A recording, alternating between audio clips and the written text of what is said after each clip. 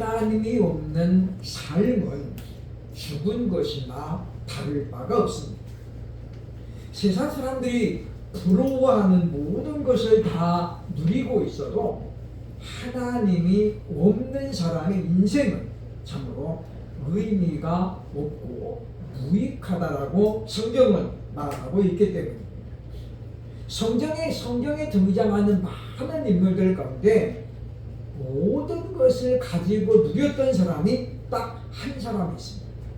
바로 솔로몬이죠. 그에게는 최고의 권력이 있었고 또 하나님께서 그에게 온갖 부귀영화를 누리도록 허락하셨습니다.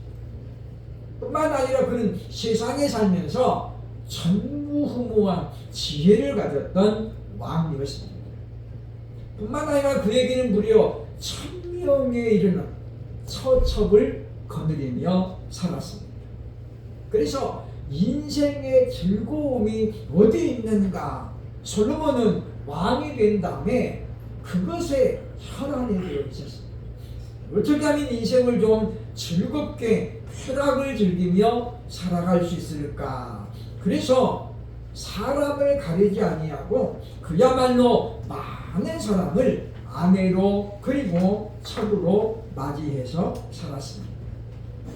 그러나 그는 그 인생을 돌아보면서 자신의 인생은 결코 행복하지도 않았고 즐겁지도 않았다라고 고백합니다.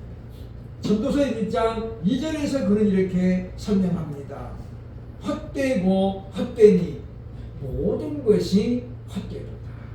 여기 보면 헛되고 헛되며 헛되고 헛되니 모든 것이 헛되도다.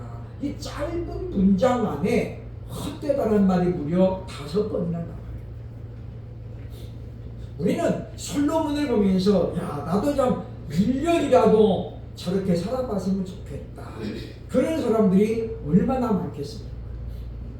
그런데 그는 그런 삶을 30년 넘게 살았는데 내리는 결론이 뭐냐면 헛되다는 거였어요. 왜냐하면 1000명이 넘는 여인을 아내로 두고 살아도 그에게 진정한 행복은 없었고, 왜냐? 많은 아내들 때문에 밤마다 그는 괴롭힘을 당했어요. 마치 솔로에서 보면 삼손에게 드릴라라는 여인이 이야기했던 것처럼 당신 정말 나 사랑해? 그러면 나 예배할 수 있도록 방 하나 만들어주고, 그러면 또 다음 날은 또 부인이 와가지고 또 이야기하는 거예요. 나 사랑하지? 나 방 하나 만들어줘. 그래가지고 만들어주면 뭐 하는 거, 거기다가 자기들이 섬긴 신을 다 섬기는 거예요. 그러니까 예루살렘 안에 솔로몬 성전이 있고 그 옆에 지금 뭐요? 부인들이 섬기는 우상을 섬기는 신전들이 그냥 쫙 늘어져 있는 거예요. 그러니 그 솔로몬이 얼마나 괴로웠겠어요. 그렇기 때문에 그는 결론을 내리면서 하나님을 떠난 자의 삶, 하나님이 없는 인생은 결코 헛될 수밖에 없었음을 우리에게 알려주고 있다는 것입니다. 우리는 하루를 살아도 정말 행복하고 그리고 인간다운 삶을 살려고 애를 써야 되는데 그 비결이 뭐냐? 바로 오늘 성경은 이야기합니다. 성령을 따라 살아가는 것이라고 우리에게 말씀하죠. 그러니까 예수님께서 이 땅에 올라가시면서 제자들에게 약속하셨거든요. 내가 가면 너희에게 성령을 보내리니.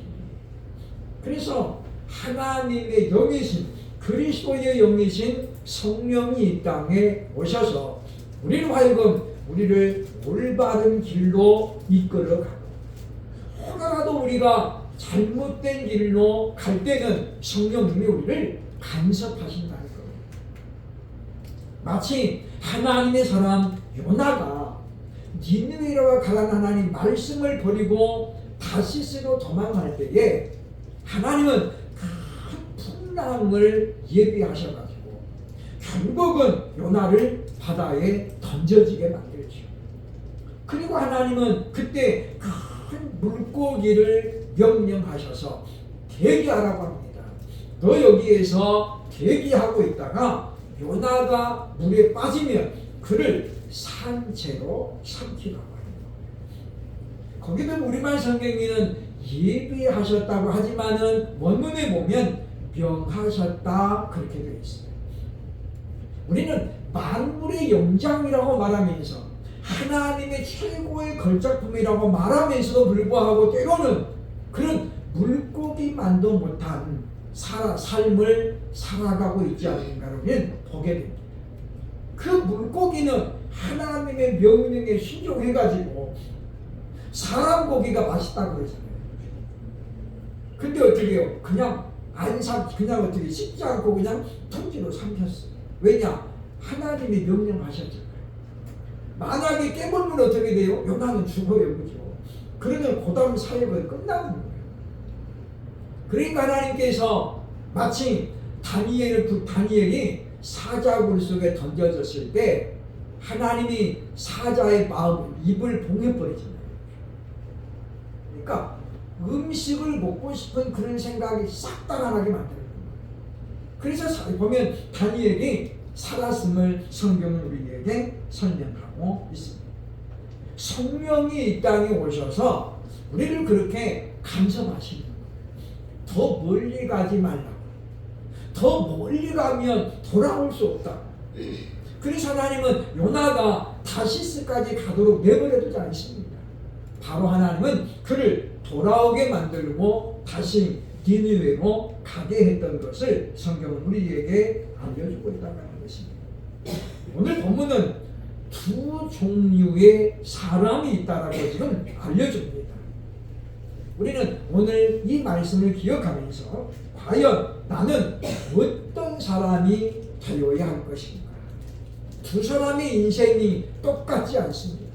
정반대로 간다는 것을 기억하고 참으로 우리는 나는 어떤 사람이 될 것인가를 발견하고 결단하는 그런 시간 되기를 소원합니다. 두 종류의 사람은 과연 어떤 사람일까요? 첫째로 본문 5절로 8절을 보면 육신을 따르는 사람이 있다라고 오늘 성경은 말합니다. 그러면서 이 육신을 따르는 사람의 특징을 오늘 5절, 8절까지 낱낱이 바울은 우리에게 설명하고 있는데, 첫째로 육신을 따르는 자들은 육신의 일을 생각한다는 거예요. 그런데 육신의 일은 어떻습니까? 원망과 불평으로 가득 차 있습니다. 성경은 우리에게 말합니다. 사람이 한평생을 살아가는데 자랑은 수고와 슬픔뿐이다. 그러니까 우리 인생에서 행복하게 살고 싶고 즐겁게 살고 싶어서 돈도 벌고 취미생활도 하잖아요. 그런데 인생에 돌아보면 자랑이 수고하는 거하고 슬픔밖에 없다는 거예요. 그러니까 즐겁고 행복한 기억도 왜 없겠습니까마는 그것은 극히 일부에 지나지 않는다는 것을 우리에게 알려줍니다. 그러니까 광야에서 이스라엘 백성들이 하나님의 은혜와 사랑을 얼마나 많이 받았습니까? 근데 그들은 돌아서면 원망하고 돌아서면 불평하는 거예요. 하나님께서 그야말로 엄청난 은혜를 주셔도 그들에게는 감사의 고백이 없었습니다. 왜냐? 그들은 철저하게 육신을 따라 살아가는 사람이었죠. 둘째로 오늘 성경은 말합니다. 육신의 생각은 사망이다. 그러니까 원망과 불평만을 늘 쏟아지니 그 사람이 인간관계는 좋을 리가 없고 하나님과의 관계도 정상적으로 맺어질 리가 없다라고 하는 거예요. 그러니까 하나님은 우리에게 부족한 것을 우리가 고하면 하나님은 채워주시는 분이거든요. 근데 광야의 이스라엘 백성들은 하나님께 구하기도 전에 뭐부터 했어요? 원망하고 불평해. 모세야, 애굽에 우리가 죽으면 묻힐 땅이 없어서 우리를 광야에 이끌어가지고 여기서 죽게 만드냐. 고기 먹고 싶어 죽겠다, 목이 말라 죽겠다, 길이 너무 안 좋아서 죽겠다. 오로지 육신의 생각은 뭐예요? 사망이에요. 죽겠다 죽겠다 죽겠다 노래를 부르니 하나님께서 그들의 간절한 소원을 이루어 주십니다. 광야에서 다 죽게 된 거죠. 20세 이상으로 출애굽한 사람 중에서 갈렙과 여호수아 딱 2명만 빼고는 어떻게 해요? 광야에서 전부 죽습니다. 그래서 성경은 말합니다. 육신을 따르는 사람은 결국은 사망으로 치닫는다라고 오늘 성경은 우리에게 분명히 말씀해주고 있습니다. 그런가 하면 육신을 따르는 사람의 또 하나의 특징이 무엇이냐면 오늘 본문 7절에 나오는데 하나님의 법에 굴복할 수 없다라고 말합니다. 그래서 하나님과 원수가 된다. 하나님의 말씀에 굴복할 수 없어요. 왜? 하나님의 생각과 육신의 생각은 다르거든요. 정반대 개념이거든요. 그렇기 때문에 우리는 이 말씀을 반드시 기억해야 되겠다라는 것입니다. 창세기 6장 5절에 보니까 노아의 홍수 사건 이전에 하나님은 인간 세계를 이렇게 설명합니다. 여호와께서 사람의 죄악이 세상에 가득함과 그의 마음으로 생각하는 모든 계획이 항상 악할 뿐임을 보시고 그래서 지금 어떻습니까? 하나님이 이 인류를 불로 심판하시기로 작정했다라고 성경은 우리에게 알려줍니다. 보시면 심각하잖아요. 사람의 죄악이 세상에 그냥 가득 찼대요. 한글 개역에서는 관영했다라고 이야기합니다. 관영했대. 그냥 가득 찼대요. 또 마음으로 생각하는 모든 계획이 어땠다는 거예요? 악할 뿐이었대. 어떻게 하면 내가 저 사람 거 뺏어가지고 내 것을 만들까? 내가 누리며 살까? 내 것도 내 것, 네 것도 내 것. 어떻게 하면 그렇게 할 것을 사람들은 뭐예요? 완전히 골똘히 그것만 생각했대요. 그 결과가 무엇입니까? 성경은 바로 물로 심판을 받았다고 우리에게 말합니다. 그래서 사도 바울은 시편 14편에 있는 말씀을 인용하면서 로마서 3장 10절로 12절에서 이렇게 설명하고 있습니다. 기록된 바 의인은 없나니 하나도 없습니다. 깨닫는 자도 없고 하나님을 찾는 자도 없고 다 치우쳐 한 가지로 무익하게 되고 선을 행하는 자는 없나니 하나도 없도다. 우리는 머리로는 알죠. 위기를 만나면 하나님을 찾아야 된다는 것을 머리로는 알아요. 그런데 뭐가 안 따라가요? 가슴이 안 따라가는 거예요. 마음이 안 따라가는 거예요. 알기를 아는데 어디로 갑니까? 우리는 세상을 향해서 갑니다. 끈을 찾아 나서고 아는 사람을 찾아 나서고 혹시라도 나를 도와줄 수 있는 사람이 없는가 찾아 나서는 거예요. 근데 성경은 말합니다. 우리를 도와줄 수 있는 인생은 결코 없다. 그러니까 우리는 하나님을 찾아야 되는데 사도 바울이 보니까 어떻게 해요? 하나님을 찾는 자가 없었다는 거예요.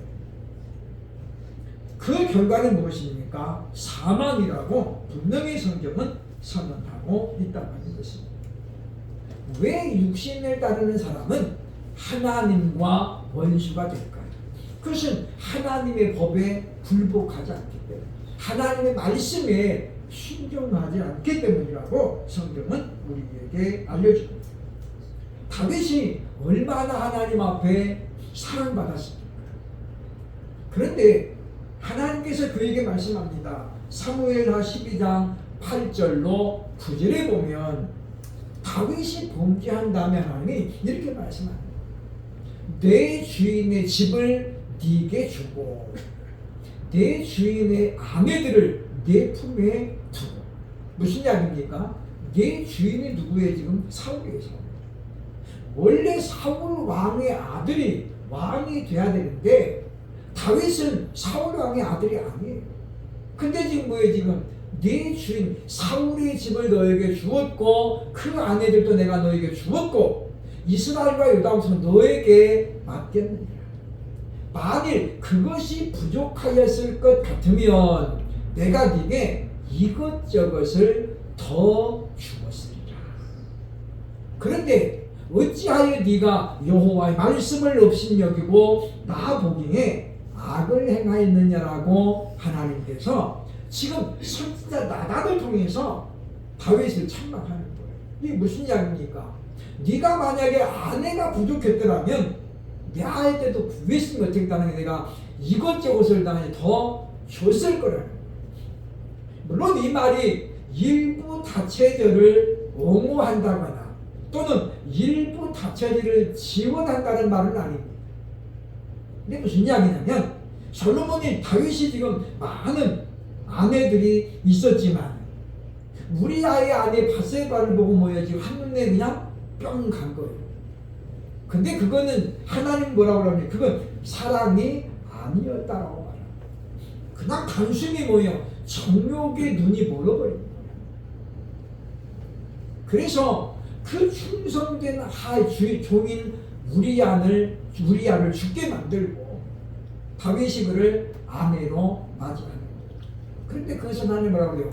나 보기에 악을 행하였다. 그리고 선언합니다. 이 다윗의 그와 같은 소외가 하나님 보시기에 악하였다. 우리는 사랑이라는 것이 얼마나 좋은지 압니다. 그런데 그 사랑도 우리가 구별해야 된다는 거예요. 대상이 누군가도 봐야 되죠. 그 사람이 어떤 사람인가도 봐야 돼요. 1000만 번 들어도 기분 좋은 말, 사랑이라는 말인데 그것도 아무한테나 하면 안 된다는 거예요. 아니 남의 아내를 붙들고 사랑해 그러면 어떻게 해요? 뺨 맞아요. 뺨 맞아요. 근데 드라마는 자꾸 그런 사랑을 어떻게 해요? 아름답게 미화하잖아요. 아름답게 포장하는 거예요. 깡패들이 주먹질을 하고 그래도 드라마에서는 그 사람들을 멋쟁이로 만듭니다. 그래서 아이들이 뭐예요? 그렇게 깡패 같은 건달 같은 그런 생활을 하는 아이들이 점점 늘어나는 거예요. 그래서 세상에 속한 육신을 따르는 사람은 하나님과 원수가 된다라고 성경은 말합니다. 그러면 우리는 무언가가 부족하면 그리고 무언가가 필요하면 하나님께 우리가 기도해야죠. 하나님, 제가 지금 이런 일을 하는데 하나님 뭐가 부족합니다. 하나님께 영광 돌리고 하나님 맡긴 일들을 감당하기 위해서는 이런 것들이 필요하고 우리가 하나님 앞에 고백하면 하나님 말씀하는 거예요. 내가 네게 이것저것을 더 주었으리라. 그런데 어찌하여 너는 내게 기도하지 않고 육신의 정욕을 따라 악을 행하느냐라고 주님은 우리에게 말씀하시는 거예요. 그러므로 육신을 따르는 사람에게는 결단코 소망이 없음을 분명히 기억하시기를 주의 이름으로 축원합니다. 둘째로 또 한 종류의 사람이 있는데 그들은 바로 성령을 따르는 사람이라고 오늘 5절로 8절이 우리에게 말합니다. 그러면서 지금 사도 바울은 육신을 따르는 자의 특징을 소개한 것처럼 성령을 따르는 사람의 특징도 소개합니다. 5절에 보면 영을 따르는 자는 영의 일을 생각한다라는 거죠. 영의 일, 그게 무엇입니까? 하나님의 일을 생각한다는 거예요. 그렇기 때문에 6절 보면 육신의 생각은 사망이지만 영의 생명은 생각은 생명과 평안이라고 우리에게 알려주고 있다는 것입니다. 그러니까 우리가 정말로 우리의 삶이 행복하고 좀 더 편안한 삶을 살려면 우리는 육신의 욕구를 따라가면 안 되고 바로 성령을 따르는 삶을 살아야 된다라고 오늘 성경 우리에게 명백하게 가르쳐주고 있는 우리는 기억을 해야 된다는 것입니다. 그리고 결정적으로 8절에 보면 바로 육신에 있는 자들은 하나님을 기쁘시게 할 수 없지만 성령을 따르는 사람은 하나님을 기쁘시게 하는 삶을 살아간다고 그 차이를 분명히 우리에게 설명해 주고 있습니다. 땅에는 정말 앞만 보면서 성공을 꿈꾸는 사람들이 많이 있습니다. 청춘을 바쳐서 그야말로 회사에 열심을 내고 그래서 쉬는 날도 안 쉬고 열심을 내어서 일하는 분들이 얼마나 많습니다. 그들은 이야기합니다. 내가 나 혼자 잘 먹고 잘 사다고 그러냐? 다 처자식을 위해서 그렇게 지금 희생한다고 얘기합니다. 물론 어느 정도는 맞는 말입니다. 그러나 그것이야말로 굉장히 어리석은 일임을 우리는 기억해야 된다는 거예요. 마치 부모가 내가 효도할 때까지 기다려주지 않는 것처럼 우리의 자녀들은 어느 순간에 성인이 되어 있다는 것을 많은 사람들이 발견하게 되어집니다. 어떤 분이 이야기합니다. 앨범을 보는데 아이들이 중간에 커가는 모습들을 볼 수가 없었다. 그리고 아이들이 가족들이 찍은 사진에 항상 자기는 없었다는 거예요. 왜요? 돈 벌러 다니죠. 바빴잖아요. 사람들 분위기 맞춰야 되니까 대접도 해야 되고 그래서 못 가는 낚시도 가고 골프장도 가고 쉬는 날마다 그렇게 되다 보니까 가족 사진에 자기는 항상 없는 거예요. 그것이 과연 가족을 위한 일이라고 말할 수 있겠습니까? 정말 우리가 성령을 따라 사는 사람들은 이와 같이 뭐예요? 보면 육신의 정욕대로 그리고 사단의 속삭임에 넘어가지 않는다라고 하는 것입니다. 사람들이 그렇게 성공을 위해 달려가면서 나만 위하는 거 다 함께 하려고 한다라고 하는 거죠. 그러나 정작 가족들은 함께 있을 때 없다는 거예요. 저는 지금도 가끔 생각이 납니다. 어떤 라디오에서 나왔던 사연이었죠. 남편이 조금만 더 안정되면 부인하고 여행을 가고 싶은데 부인이 누굴 이야기했어요? 나 제주도 한번 가보고 싶어. 근데 남편이 뭐예요? 그럴 시간적인 여유가 없는 거예요. 돈이 없는 게 아니라 맨날 바빠. 조금만 기다려. 나 이것만 끝내면 갈게 했는데 부인이 먼저 가버렸어요. 세상을 떠났어요. 장례를 치르고 남편이 배를 타고 제주도를 갑니다. 배를 타고 혼자.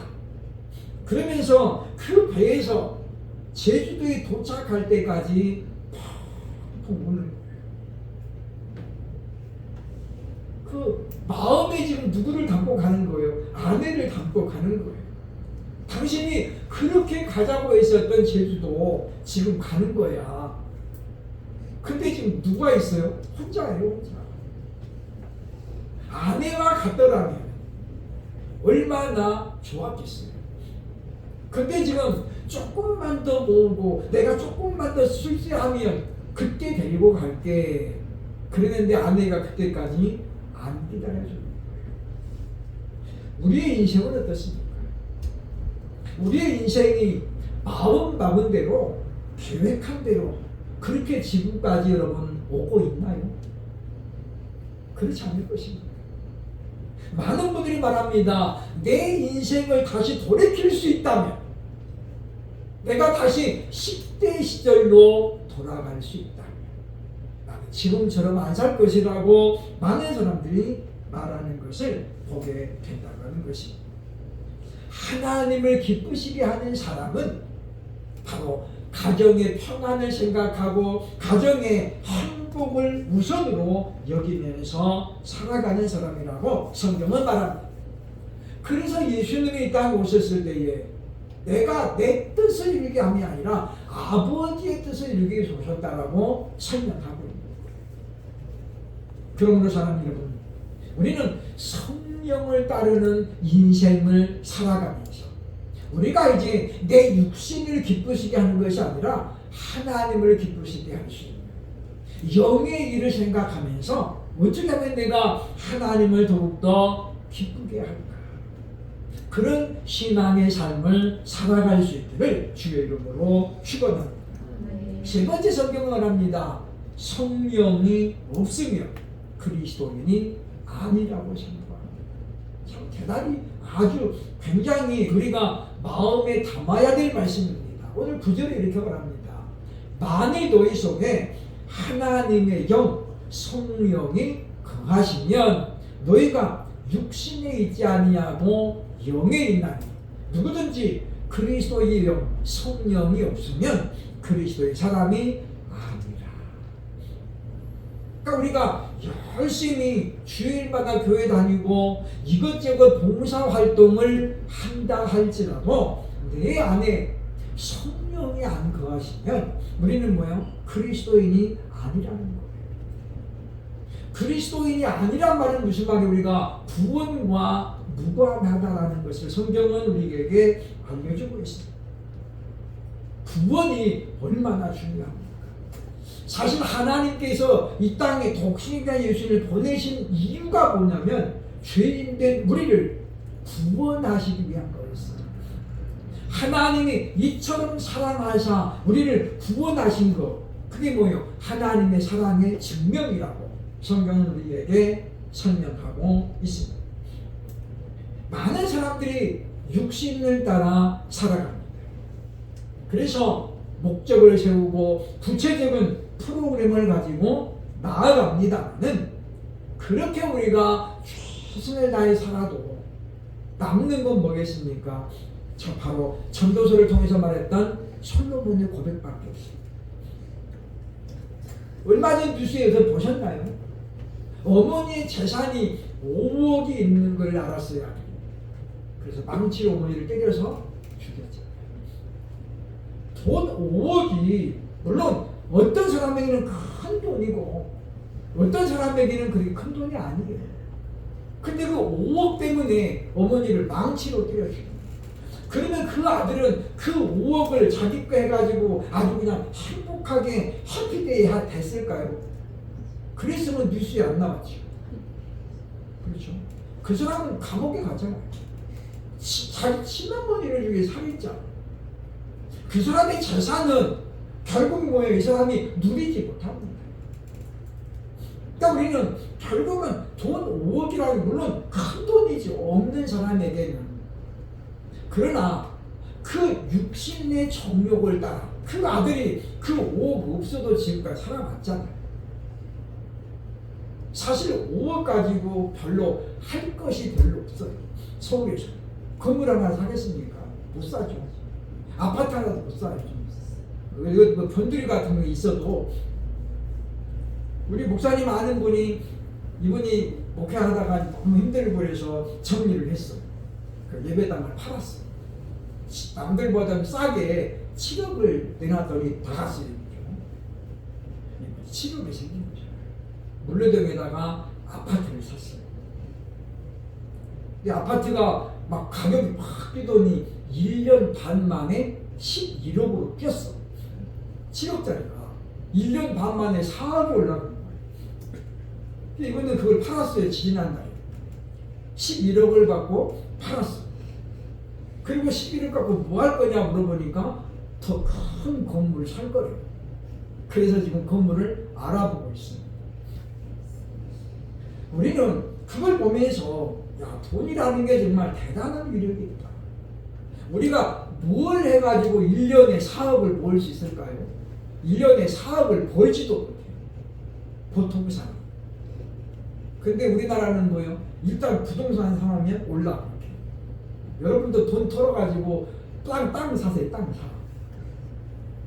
우리 열심히 땀 흘려도 그 수고의 결과가 너무 약하다고. 그래서 인생이 뭐예요? 자꾸만 로또를 꿈꾸는 거예요. 한 방을 노리는 거죠. 인생의 역전을 노리는데 그런 것이 전부 다 뭐라는 거예요? 육신의 욕망이라고 성경은 우리에게 가르칩니다. 우리가 성령 안에 거하면 우리에게는 숨길 수 없는 변화가 일어난다고 오늘 성경은 우리에게 알려줍니다. 성령을 따라 우리가 하면 어떻게 해요? 우리가 모든 우선순위가 하나님 제일주의가 됩니다. 어떻게 하면 내가 하나님을 더 기쁘시게 할 수 있을까? 어떻게 하면 하나님께 영광이 될 수 있을까? 우선순위가 자꾸 어떻게 거기로 가는 거예요. 그러면 우리가 하나님을 기쁘시게 하면 하나님께서는 그냥 내버려 두시나요? 아무런 보상이 없을까요? 그렇지 않습니다. 성경은 분명히 말합니다. 우리가 하나님의 말씀을 잘 따라가면 하나님 우리 어떻게 해요? 우리에게 원수의 목전에서 상을 베풀어 주십니다. 우리를 어떻게 하냐면 높여주십니다. 그런데 사람들은 자기 힘으로 자기 의지로 높아지려고 애를 쓰다 보니까 어떻습니까? 많은 불법을 행하게 됩니다. 그게 불법이에요. 그래서 욕심은 바로 죄를 낳는다라고 성경은 우리에게 알려주고 있다는 것입니다. 하나님 우리에게 말합니다. 네가 부족해서 내게 구했더라면 내가 이것저것을 너에게 주었으리라. 그런데 왜 그렇게 구하지 않고 네 힘으로만 네 의지로만 수단과 방법 안 가리고 그렇게 이루고자 하냐고, 탐을 내냐고, 갖고자 하냐고 하나님은 다윗에게 책망한 거죠. 우리에게도 이 시간을 통해서 말씀하고 있는 것입니다. 우리는 이제 우리가 하나님의 자녀라고 하는 그런 자부심을 가지고 살아가는데, 그러기 위해서 우리가 육신의 요구를 자꾸 우리가 무너뜨리고, 바울도 성령에 충만한 사람이었지만 항상 그가 성령으로 충만했던 것은 아니었어요. 때로는 그는 육적인 욕망이 자기도 모르게 몰려오는 걸 알았습니다. 그래서 그는 그때마다 이렇게 고백합니다. 오호라 나는 곤고한 자다. 오호라 나는 곤고한 자다. 그래서 고백하잖아요. 나는 그래서 내 육신의 욕망을 매일매일 어쩐다고요? 죽인다고 이야기해요. 사람들이 그렇게 바울을 흔들어 보잖아요. 사람들이 이렇게 바울을 힘들게 하는 거잖아요. 그럴 때일수록 바울은 예수님만을 바라고 성경을 따라 행하는 삶을 살았기 때문에 성경은 그가 하나님 앞에 의로운 자요 상을 기대할 수 있는 그런 인생이었다라고 소개하는 것을 분명히 기억하면서 우리도 온전히 성령을 따라 살아가면서 하나님을 기쁘시게 하는 그런 인생이 될 수 있기를 예수님의 이름으로 축원합니다. 네.